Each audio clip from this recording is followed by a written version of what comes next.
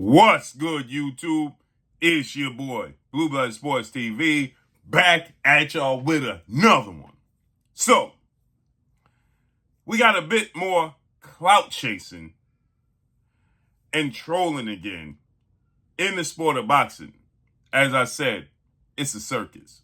Because this simply is not true to what should be true. And what I mean by that is this. You have now Mexican superstar title contender who is undefeated, Virgil Ortiz Jr. 20 wins, no loss, no draw, 20 wins by way of knockout. He is 26 years of age, 5'10" with a 70-inch arm reach.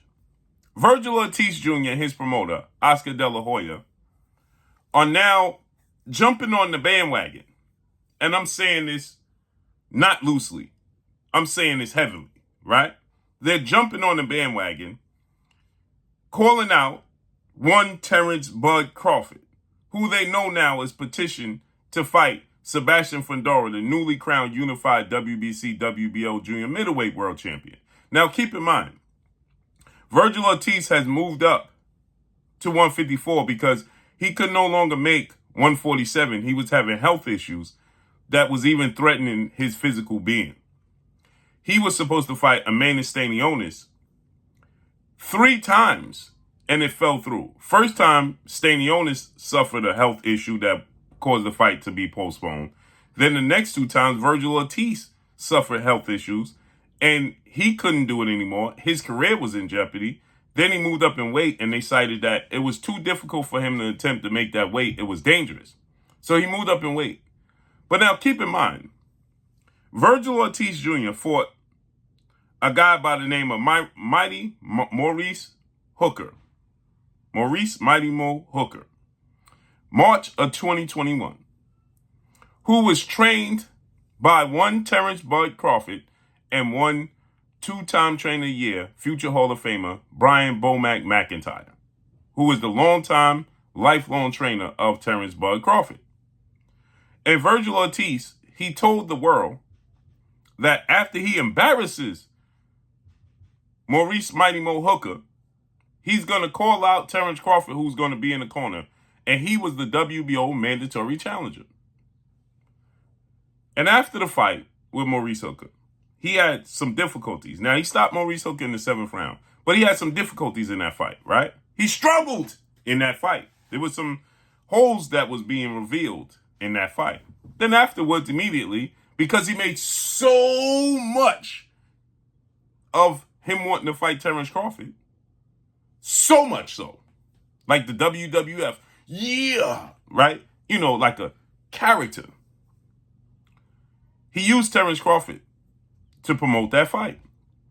And afterwards, when asked, do you want Terence Crawford next? You could be his mandatory. Terence Crawford said, I don't think he's ready. He says, now mind you, at the time, he was 17 wins, no loss, no draw, 17 wins by way of knockout.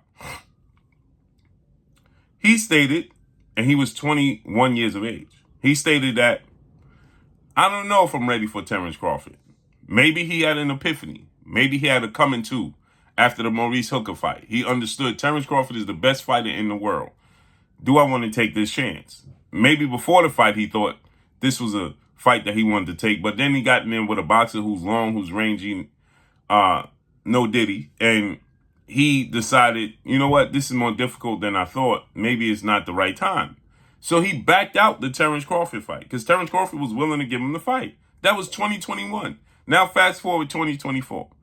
They understand Terence Crawford is petitioning Sebastian Fundora, who is attempting with his manager, Samson Lickowitz, and his team, they're attempting to maneuver around Terence Bud Crawford. They don't want to fight Terence Bud Crawford, right? They're attempting their best to the point where it sounds like they have till April 25th to make a decision, and Fundora can be stripped of the WBO title. Now, he just shocked the world beating Tim Tszyu March 30th, who was the favorite in a unification bout. It's not really a unification bout because he was fighting for the vacant WBC title and Tim Tszyu's WBO title. In order for it to be a true unification, both fighters have to have a belt. That wasn't the case. So with that said, he then stated that he wanted to fight Terence Crawford. Terence Crawford petitioned the WBO, Mr. Paco, for the opportunity. Sebastian Fundora said he wants to fight the best, Terence Crawford. But then his team is saying, no, Terence Crawford is asking for 50-50. Terence Crawford is pricing himself out. Terence Crawford don't really want to fight. They're doing everything in their power. And they said that they're trying to keep the belt. But if it comes down to it, they'll vacate it. And in the mix of this, then they said they wanted to fight Errol Spence. Now a rematch with Tim Tszyu. Now, Oscar De La Hoya, Virgil Ortiz team see this. Now they're jumping in the mix. And they're saying they would love to fight Terence Crawford for the vacant WBO title. To the point where it's unbelievable. To the point where President Mr. Paco, he doesn't even believe them. And he's saying he'll order it if this is what they want. But are they sure they want this? Right? So he doesn't even believe this. And Oscar De La Hoya saying, can't wait, the biggest money fight for both guys, Virgil Ortiz versus Terence Bud Crawford. To the point where President Mr. Paco was saying, are you sure? Look. He says, interesting, are you sure? Oscar saying, can't wait, the biggest money fight for both guys, Virgil Ortiz versus Terence Bud Crawford. So President Mr. Paco is saying, are you sure? You sure that's what you want to do? No, they're not sure. That's not what they want to do. Virgil Ortiz has a fight coming up. I believe he's going to fight April 27th. And it's said that he's going to fight Thomas Delanhoya. Virgil Ortiz Jr. was rumored to also fight Jose Benavidez Jr. And he never responded to that. They're not looking to put Virgil Ortiz Jr. in the ring with Terence Bud Crawford. This is just a ploy to use his name to bring and shed some light onto his next fight, April 27th. And why I said earlier, I said, when I gave you the truth versus truth, the truth is, this is not true, but it should be. Virgil Ortiz should be pushing for a fight with Terence Bud Crawford. Period. Point blank and period. And that's all I got for y'all. But they know, stylistically, Terence Crawford would stop Virgil Ortiz by the 6th round. That's all true. And that's all I got for y'all. Make sure you hit the like button. Drop a comment in the comment section. Let me know what y'all think.